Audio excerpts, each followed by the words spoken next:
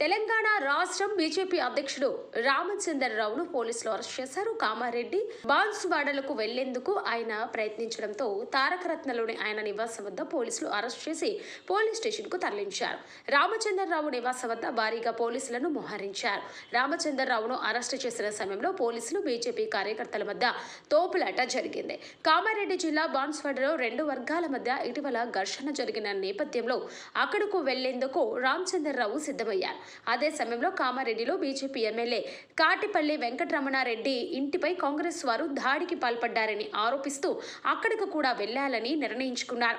ఈ క్రమంలో ఉదయం నుంచి రామచంద్రరావును గృహ నిర్బంధం చేసిన పోలీసులు ఆ తర్వాత అరెస్టు చేశారు. రామచంద్రరావు అరెస్టును కేంద్ర మంత్రి కిషన్ రెడ్డి ఖండించారు.